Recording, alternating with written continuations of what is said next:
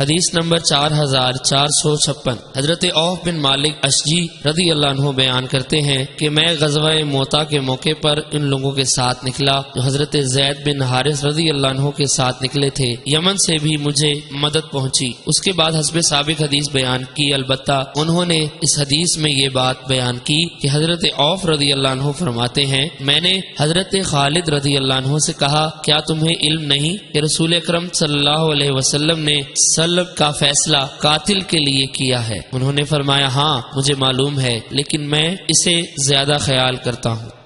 حدیث نمبر 4457۔ حضرت سلمہ بن عقو رضی اللہ عنہ فرماتے ہیں ہم رسول اکرم صلی اللہ علیہ وسلم کے ہمراہ قبیلہ حوازن کے خلاف جہاد کے لیے گئے۔ صبح کے وقت ہم رسول اکرم صلی اللہ علیہ وسلم کے ہمراہ ناشتہ کر رہے تھے کہ سرخ اونٹ پر سوار ایک شخص آیا۔ اس نے اس اونٹ کو بٹھایا، پھر اپنی کمر سے ایک تسمہ نکال کر اس سے اونٹ کو باندھا، پھر آگے بڑھ کر لوگوں کے ساتھ ناشتہ کرنے لگا اور ادھر ادھر دیکھنے لگا۔ ہم میں کچھ لوگ کمزور تھے، کچھ سواریوں سے خالی تھے اور کچھ پیدل تھے۔ اتنے میں وہ تیزی سے دوڑا اور اپنے اونٹ کے پاس آ کر اس کا تسمہ کھولا اور اسے بٹھا کر اس پر سوار ہو گیا۔ اس نے اونٹ کو دوڑایا تو وہ دوڑ پڑا۔ ایک شخص نے خاکی رنگ کے اونٹ پر اس کا تعاقب کیا۔ حضرت سلمہ فرماتے ہیں میں بھی اس کے پیچھے دوڑتا ہوا بھاگا۔ پہلے میں اونٹنی کے پچھلے حصے کے پاس تھا، پھر میں آگے بڑھ گیا حتیٰ کہ میں نے اونٹ کی لگام پکڑ لی۔